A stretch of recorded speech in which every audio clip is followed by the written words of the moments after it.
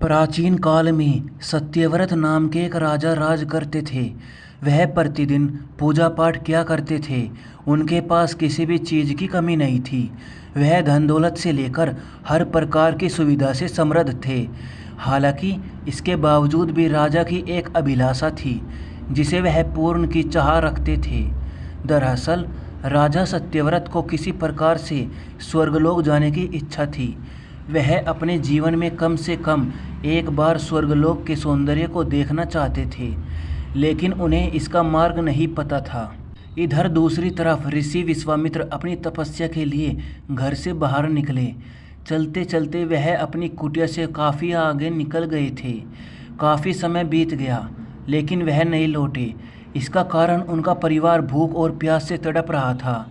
राजा सत्यव्रत को जब यह पता चला तो उन्होंने ऋषि विश्वामित्र के परिवार के पालन पोषण की जिम्मेदारी ले ली। कुछ समय बाद जब मुनिवर लौटे तो वे अपने परिवार को कुशल देख काफ़ी प्रसन्न हुए। उन्होंने पूछा कि उनकी अनुपस्थिति में किसने उनकी देखभाल की। इस पर ऋषि के परिवार वालों ने बताया कि राजा ने उनके पालन पोषण की जिम्मेदारी उठाई थी।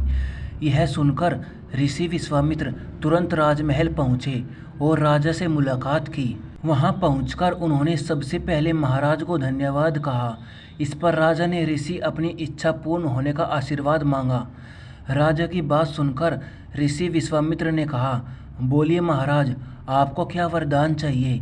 तब महाराज ने कहा, हे मुनि, मुझे एक बार स्वर्गलोक के दर्शन करने हैं। कृपया करके मुझे वहां जाने का वरदान दे। राजा की प्रार्थना सुनकर ऋषि विश्वामित्र ने एक ऐसा रास्ता बनाया जो स्वर्गलोक की ओर जाता था। यह देख राजा सत्यव्रत बहुत खुश हुए। वह तुरंत उस रास्ते पर चल पड़े और स्वर्गलोक पहुंच गए। यहाँ पहुंचते ही इंद्रदेव ने उन्हें नीचे धक्का दे दिया, जिसके कारण वो सीधे धरती पर जा गिरे। राजा सत्यव्रत ने तुरंत सारी घटना ऋषि विश्वामित्र को बताई। राजा की बात सुनकर ऋषि विश्वामित्र गुस्से से आग बबूला हो उठे। उन्होंने तुरंत सभी देवताओं से इस बारे में बात की और इस समस्या का हल निकाला, जिसके बाद राजा के लिए एक नया स्वर्गलोक बनाया गया। नए स्वर्गलोक को पृथ्वी और देवताओं के स्वर्गलोक के बीचों बीच स्थापित किया गया था ताकि किसी को परेशानी ना हो। नए स्वर्गलोक से राजा सत्यव्रत तो बहुत खुश हुए, लेकिन विश्वामित्र को एक चिंता लगातार सता रही थी। उन्हें डर था कि नया स्वर्गलोक कहीं जोरदार हवा के कारण गिर ना पड़े। अगर ऐसा होगा तो राजा सत्यव्रत दोबारा से धरती पर जा गिरेंगे। काफ़ी सोच विचार के बाद ऋषि विश्वामित्र को एक उपाय सूझा।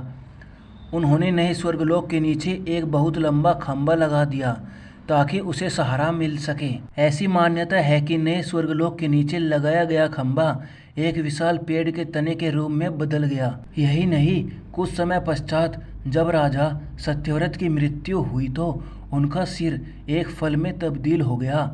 तभी से इस खंभे को नारियल का एक पेड़ कहा जाने लगा, जबकि राजा का सिर नारियल के रूप में जाना गया है। यही कारण है कि नारियल का पेड़ इतना लंबा होता है। कहानी से सीख। इस कहानी से हमें यह सीख मिलती है कि अगर सच्चे मन से किसी की मदद करें तो हमारी हर ख्वाहिश पूरी हो सकती है।